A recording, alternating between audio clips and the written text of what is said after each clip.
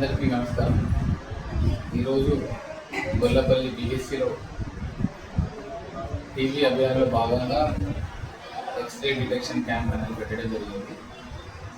మనకు టీబీ నిర్ధారణకి 2 రకాల పరీక్షలు జనరల్గా మనం యూజ్ చేస్తూ ఉన్నాం. ఒకటి ఎక్స్రే, ఒకటి నాడ్ పరీక్ష, కెమెరా పరీక్ష. సో ఇందులో రెండింటికి ఇంపార్టెన్స్ ఉంది. మనం మెయిన్ ఫోకస్ మాత్రం మైక్రోబయాలజికల్ కన్ఫర్మేషన్ ఉండాలని. ఈ ఎక్స్రేస్ ఎందుకు తీయడం అంటే స్క్రీనింగ్ లాగా యూజ్ చేస్తున్నాం.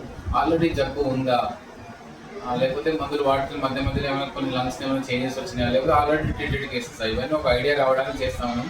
ఇది క్షయవ్యాధి నిర్ధారణలో మనకు central TB division, state TB division వాళ్ళ ఆదేశాల మేరకు, మన ఉన్నతాధికారుల ఆదేశాల మేరకు అనేది ఈ ప్రోగ్రామ్ చేయడం జరుగుతుంది. మెయిన్గా ఎక్స్రేస్ అనేది మనం వల్నరబుల్ పాపులేషన్, అంటే టీబీ వచ్చే అవకాశాలు ఎవరికైతే ఎక్కువగా ఉండేదో వాళ్ళ మీద ఫోకస్ పెట్టుకొని అన్ని సబ్ సెంటర్స్ నుంచి కేసెస్ మొబిలైజ్ చేసుకోవడం చేయడం జరిగింది. ఇది ఒక పద్ధతి. కొన్ని హై రిస్క్ విలేజెస్లో మేము అక్కడికి వెళ్ళి చేయడం అది కూడా నడుస్తూ ఉంది. సైమల్టేనియస్గా పిహెచ్సి కూడా మొబిలైజ్ చేయడం జరుగుతూ ఉంది. వల్నరబుల్ పాపులేషన్ అంటే ఎవరంటే జనరల్ ఎవరికి టీబీ వచ్చే అవకాశం ఎవరికి ఎక్కువగా ఉంటుంది, లైక్ డయాబెటిక్ పేషెంట్స్, తర్వాత hyper tension patients, cancer patients,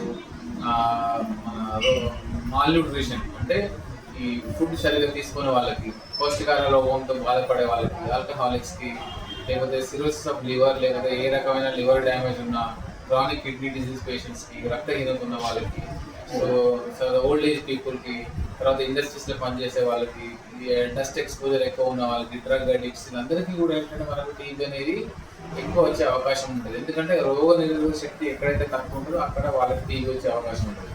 so వాళ్ళని ఐదర్ సింటమాటిక్ ఉన్నా, సింటమ్స్ లేకపోయినా కూడా స్క్రీనింగ్ చేయడం జరుగుతూ ఉంది. గ్రాడ్యువల్ ఫేజ్లో మనం హై రిస్క్ విలేజెస్ కింద 100 విలేజెస్ చేయడం జరుగుతూ ఉంది. అన్ని విలేజెస్ కూడా కవర్ చేయడం జరుగుతుంది. దాంతోపాటు ప్రతి పిహెచ్లో కూడా క్యాంప్ పెట్టడం జరుగుతుంది.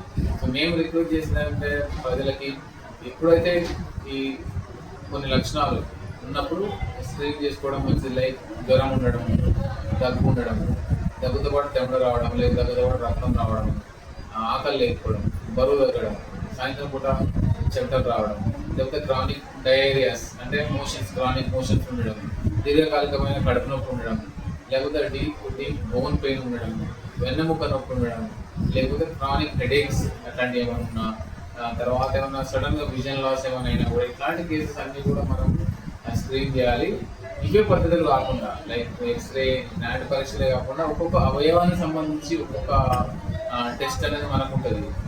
సో ఫస్ట్ ఏంటంటే మనం సస్పెక్ట్ చేయాలి. బేసిక్ ఎక్స్రేస్ కానీ, చెస్ట్ ఎక్స్రేస్ కానీ, నాడ్ టెస్ట్ చేయడం ద్వారా మనకు పూర్తిగా టీబీ అని తెలిసే అవకాశం ఉంటుంది.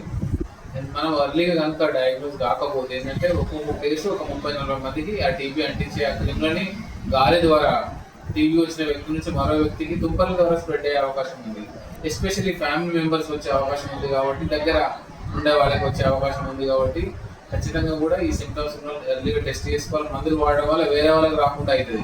సో అదొక సామాజిక బాధ్యత కూడా గుర్తించి మనకు జబ్బు ఉన్నప్పుడు వాళ్ళ ట్రీట్మెంట్ వాళ్ళకి మంచిది, ప్లస్ సొసైటీ పరంగా కూడా మంచిది. కొత్త కేసులు తయారు కాకుండా ఉంటాయి.